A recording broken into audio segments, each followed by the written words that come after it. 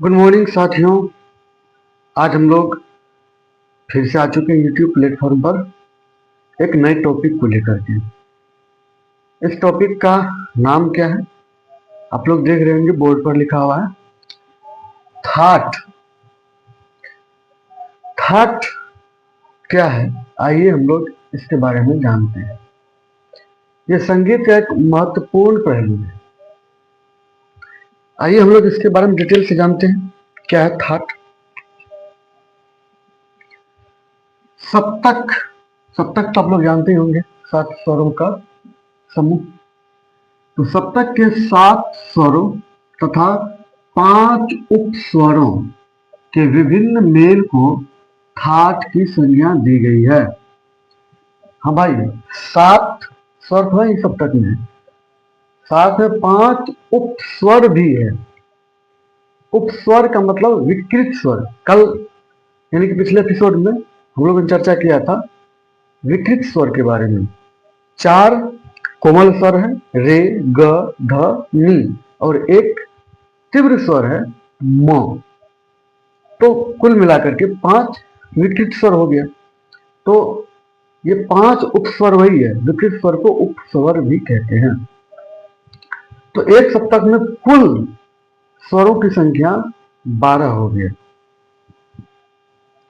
तो सप्तक के 7 स्वरों तथा 5 उपस्वरों के विभिन्न मेल को थाट की संज्ञा दी गई है। यानी कि शुद्ध स्वर और उपस्वर दोनों के मेल को थाट की संज्ञा दी गई है। तो कई शास्त्रकारों ने थाट को मेल भी कहा है। थाट का दूसरा नाम क्या है? मेल। आप लोग जरूर इस बात को ख्याल रखिएगा, थाट का दूसरा नाम मेल है। जिस प्रकार मध्यकालीन संगीत में राग रागिनी पद्धति प्रचलित थी, उसी प्रकार आधुनिक संगीत में पूर्व पद्धति को हटाकर थाट राग पद्धति का प्रचलन हुआ। अब यहां हम लोग समझ लेते हैं क्या कह रहा है कि कई शास्त्रकारों ने थाट को मेल भी कहा है। कहता है जिस प्रकार मध्यकालीन संगीत में राग रागिनी पद्धति प्रचलित थी। हमारा एक क्वेश्चन यहां से बन रहा है कि मध्यकालीन संगीत में कौन सी पद्धति प्रचलित थी? तो मध्यकालीन संगीत में राग रागिनी पद्धति प्रचलित थी। मध्यकालीन संगीत में राग रागिनी पद्धति प्रचलित थी। और आधुनिक युग में क्या है?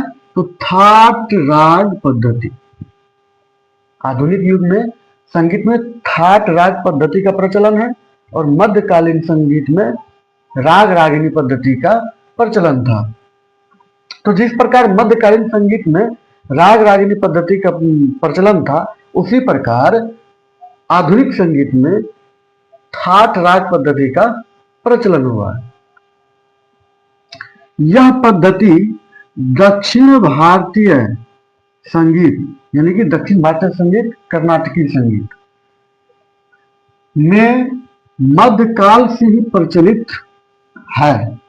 ये थाट राग पद्धति जो है दक्षिण भारतीय संगीत में यानी कि कर्नाटकी संगीत में मध्यकाल से ही प्रचलित है, लेकिन थाट राग पद्धति उत्तर भारतीय संगीत में आधुनिक युग में प्रचलन में आया।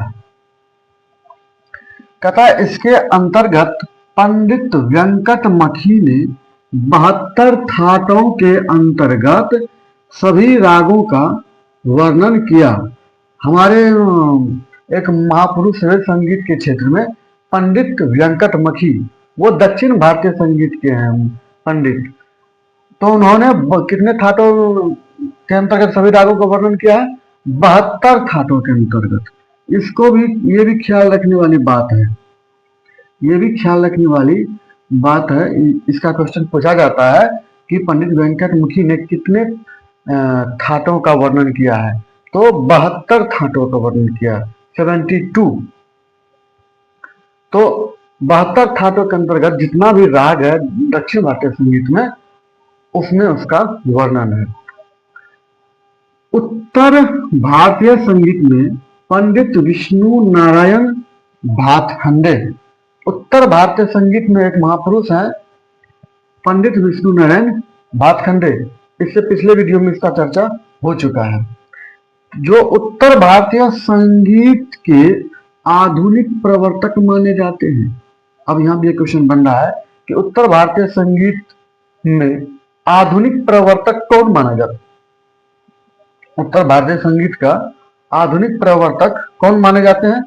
तो आंसर आएगा पंडित विष्णु नारायण भातखंडे। तो पंडित विष्णु नारायण भातखंडे जी ने क्या किया? 1916 ईस्वी में, ख्याल रखिए ये भी 1916 ईस्वी में बड़ौदा में, देखिए यहाँ ऑब्जेक्टिव पे ऑब्जेक्टिव आ रहा है। 1916 ईस्वी में बड़ौदा में एक संगीत सम्मेलन आयोजित किया गया। किसके द्वारा? पंडित विष्णु नारायण भातखंडे के द्वारा। कब किया गया? 1916 ईस्वी में। कहां पर किया गया? तो बड़ौदा में किया गया। तो आयोजित करके क्या किया गया? संगीत की अनेक जटिलताओं पर उपस्थित सभी विद्वानों से विचार विमर्श करने के पश्चात, यानी कि जब बड़ौदा में आयोजित किया गया संगीत सम्मेलन, तो वहां पर संगीत के अनेक विद्वान सम्मेलन में भाग लिए। तो उन विद्वानों के साथ पंडित विष्णु नारायण भातखंडे जी ने संगीत में जो जटिलता थी उन पर विचार विमर्श किया, और विचार विमर्श करने के पश्चात दक्षिण भारतीय पद्धति का अनुसरण किया। यानी दक्षिण भारतीय संगीत का अनुसरण किया मतलब ठाट राग पद्धति का अनुसरण किया। अभी आपने देखा पहले कि मध्यकाल में ही ठाट राग पद्धति प्रचलन था दक्षिण भारतीय संगीत में, तो आधुनिक काल में उसी ठाट राग पद्धति का अनुसरण किया। किसने? पंडित विष्णु नारायण भातखंडे ने अनेक विद्वानों से विचार विमर्श करने के बाद। लेकिन इसमें क्या है, कमी है, परंतु उन्होंने केवल 10 ठाटों के अंतर्गत सभी रागों का वर्गीकरण किया। पंडित विष्णु नारायण भातखंडे ने क्या किया? केवल 10 ठाट के अंतर्गत ही सभी रागों का वर्गीकरण कर दिया। और पंडित वेंकटमखी ने, दक्षिण भारतीय के जो महापुरुष है पंडित वेंकटमखी ने कितने ठाटों का वर्गीकरण किया है? कितने ठाटों का निर्माण किया? 72 ठाटों का।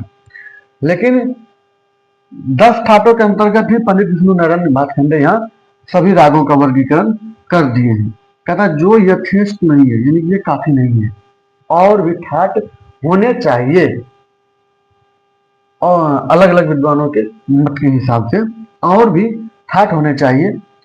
क्यों? तो कारण इसका बताया गया है, क्योंकि बहुत से राग इसकी परिधि से बाहर है। किसकी परिधि से? ये 10 ठाट जो है इसकी परिधि से बहुत से राग है जो कि बाहर हो जाते हैं, यानी कि जो नियम बनाया गया है ठाट का 10 ठाट, उसके नियम से थोड़ा हट के और सब राग का चलन है। तो यहाँ पे हम लोगों ने क्या देखा कि 10 ठाट का निर्माण आधुनिक युग में उत्तर भारतीय संगीत में किसने किया? पंडित विष्णु नारायण भातखंडे जी ने। अब ठाट होता क्या है, थोड़ा डेफिनेशन जान लेते हैं, एक अच्छे से डेफिनेशन ठाट का। तो ठाट किसे कहते हैं?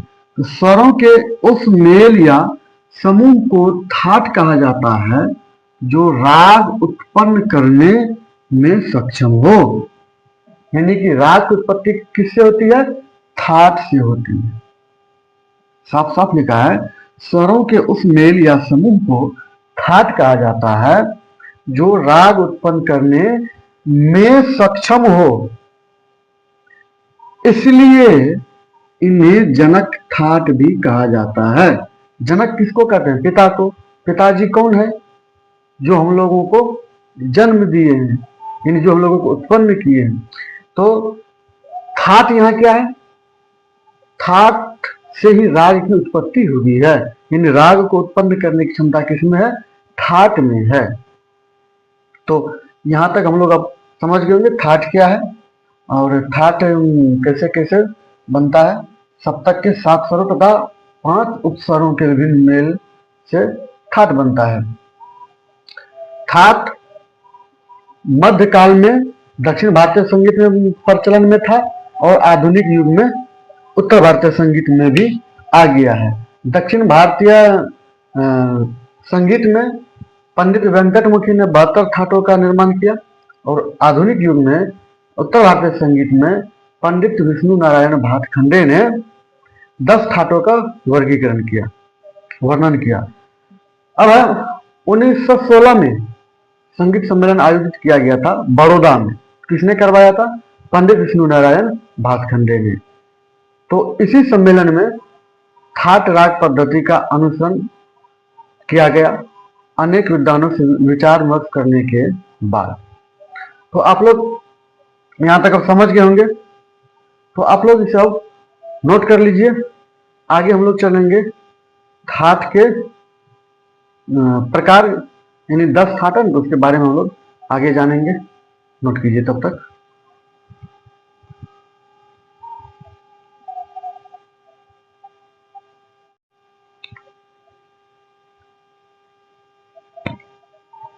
तो आइए ठाट के नाम के बारे में जानने से पहले हम लोग ठाट के नियम के बारे में जान लेते हैं। ठाट के नियम, पहला नियम क्या है? देखिए, ठाट के निम्नांकित नियम महत्वपूर्ण नियम है। क्या है पहला? ठाट में हमेशा 7 स्वर होना आवश्यक है। जी हाँ, ठाट में कुल कितने स्वर होना आवश्यक है? 7 होने चाहिए। सा रे ग म प ध नी, सातों के सातों स्वर होना चाहिए। यह सातों स्वर क्रमानुसार होना चाहिए। देखिए, सातों स्वर तो होना ही चाहिए, साथ में क्रमानुसार होना चाहिए। जैसे पहले सा के बाद फिर रे के बाद ग के बाद म के बाद प के बाद ध और ध के बाद नी। ऐसे सीरियली होनी चाहिए, क्रम से होना चाहिए। ऐसे नहीं पहले सा के बाद ग, फिर ग के बाद प, तब रे म, ऐसा नहीं, जिग जग नहीं, एक क्रम से। दूसरा नियम क्या है? ठाट के लिए आरोह तथा अवरोह दोनों की आवश्यकता नहीं है। जी हाँ, ठाट में आरोह और अवरोह करने की आवश्यकता नहीं है। जैसे राग में क्या बताया था? आरोह और अवरोह दोनों।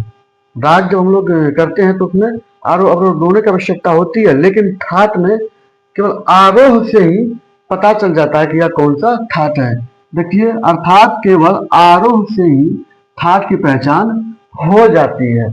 आरोह जब हम लोग कर लेंगे किसी भी ठाट का तो उसे पता चल जाता है कि यह कौन सा ठाट है। तीसरा है, ठाट में विकृत तथा शुद्ध दोनों स्वर हो सकते हैं। जैसे भैरवी ठाट के अंतर्गत सा रे ग म प ध नी। देखिए, सातों स्वर है तो 7 स्वर से पता चलता है कि ये ठाट का है। और किस ठाट का है तो उसमें इन स्वरों से पता चलेगा। विभिन्न ठाटों में भिन्न भिन्न स्वर का प्रयोग किया गया है। जैसे इसमें देखिए, सा जो प्रयोग किया गया है वो शुद्ध सा है। सा तो एक ही होता है, उसका विकृत होता ही नहीं है। सॉरी, सा विकृत नहीं होता, वो अचल स्वर है। सा और को अचल स्वर है, तीसरा विकृत नहीं होता है। तो सा हो गया। रे विकृत है। विकृत में कौन सा है? कोमल है, कोमल रे। फिर कोमल ग। ऐसा क्यों? देखिए, रे के नीचे में पड़ी लकीर है। पिछले वीडियो में बताया गया था, लास्ट में मैंने बताया था कि विकृत स्वर यानी कि कोमल और तीव्र को कैसे पहचानेंगे। तो पड़ी रेखा से डिनोट किया था कोमल स्वर को। तो रे कौन सा? कोमल। ग कोमल। म, देखिए म शुद्ध म है, विकृत नहीं है। म कौन सा होता है? कोमल या तीव्र? म तीव्र होता है। तो देखिए, तीव्र के ऊपर में खड़ी लकीर होता है, इसमें है, इसमें नहीं है, तो ये शुद्ध म हुआ। तो शुद्ध म है। प तो अचल ही है। ध भी कोमल ध लगा हुआ है और कोमल नी। तो ये कौन से ठाट का हो गया? भैरवी ठाट का। भैरवी ठाट का स्वर हो गया ये। सा रे ग म प ध नी में रे ग ध नी कोमल लगता है भैरवी ठाट में। तो इस तरह से हम लोग पहचान जाएंगे कौन सा ठाट है इस स्वर से। अब चौथा है, ठाट में रंजकता नहीं होती क्योंकि यह सिद्धांत मात्र है। रंजकता का मतलब क्या हुआ? सुनने में बहुत अच्छा लगना, मधुर लगना। जैसे राग गाया बजाया जाता है तो राग में रंजकता होती है, बहुत आनंद आता है। भिन्न भिन्न राग का भिन्न भिन्न स्वर होता है, तो स्वर लगने के बाद इसमें रंजकता आती है। लेकिन थाट में ऐसा बात नहीं है। थाट एक सीधी बात चलेगा, सा रे ग म प ध नि, तो इसमें रंजकता नहीं है। यह एक, जैसे हम लोग समझे कि व्याकरण पढ़ते हैं, हिंदी व्याकरण, तो व्याकरण में क्या होता है, बस रूल मात्र होता है, नियम। लेकिन जब उसी रूल पर हम लोग हिंदी सीखते हैं, और फिर जब हिंदी कहानी पढ़ते हैं या लिखते हैं, तो जो जिस टाइप का राइटर होता है उतना ही अच्छा, जो जितना अच्छा राइटर होता है उसकी कहानी उतनी अच्छी होती है और सुनने में मधुर भी लगता है। तो कविता भी इसी तरह से है, जो जितनी अच्छी कविता लिख सके उसका कविता सुनने में बहुत अच्छा लगता है। तो कविता में रंजकता आ जाती है, लेकिन व्याकरण में कहीं भी रंजकता नहीं, नीरस लगता है थोड़ा सा पढ़ने में, कहानी कविता के बजाय। तो वही चीज यहाँ पर है। तो संगीत व्याकरण का एक भाग है, क्या, ठाट। ठाट जो है क्या, संगीत व्याकरण का एक भाग है। अब पांचवा देखिए, ठाट में राग उत्पन्न करने की क्षमता होनी चाहिए। जिस ठाट में राग उत्पन्न करने की क्षमता ना हो वह ठाट नहीं हो सकता है। जिस स्वर समूह में राग उत्पन्न करने की क्षमता नहीं हो वह स्वर समूह ठाट नहीं हो सकता है, और जिस स्वर समूह में राग उत्पन्न करने की क्षमता हो वह स्वर समूह ठाट होगा। तो ठाट में राग उत्पन्न करने की क्षमता भी होना चाहिए। इसी क्षमता के कारण ठाट को क्या कहा गया है, जनक। जनक क्या होता है, पिताश्री, उत्पन्न करने वाले। तो ठाट को क्या कहा गया है, जनक कहा गया है। छठा देख लीजिए, उत्तर भारतीय संगीत यानी हिंदुस्तानी संगीत पद्धति में मात्र 10 ठाटों का निरूपण किया गया है। उत्तर भारतीय संगीत में मात्र 10 ठाटों का निरूपण किया गया है। तो आई होप आप लोग समझ गए ठाट के लिए क्या क्या नियम है। इसको नोट कर लीजिएगा, फिर बढ़िया से पढ़ लीजिएगा। अगर फिर भी कहीं नहीं समझे तो कमेंट अवश्य कीजिएगा। मैं पुनः इसी टॉपिक पर वीडियो बना दूंगा और अच्छे से समझाने की मैं कोशिश दूसरा करूंगा। तो आप लोग से निवेदन है, चैनल को लाइक कीजिए, वीडियो को लाइक कीजिए और शेयर भी कीजिए, साथ ही साथ चैनल को सब्सक्राइब भी कीजिए। एनालिटिक्स में हमने देखा कि 70% से प्लस व्यूअर्स ऐसे हैं जिन्होंने अभी तक सब्सक्राइब नहीं किया। सब्सक्राइब करने में तो सर एक भी पैसा खर्चा नहीं होता है ना, तो थोड़ा हेल्प हमारा कर दीजिए और हम आप लोगों की हेल्प के लिए हमेशा तत्पर हैं।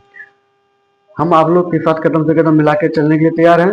और आप लोगों की आगामी परीक्षा हेतु मैं उसी को देख करके वीडियो बना रहा हूं कि आगामी परीक्षा आप लोगों की कैसे सफल हो, चाहे वो KVS हो या BPSC हो या STT हो या CTET, सबके लिए ये उपयोगी होगा।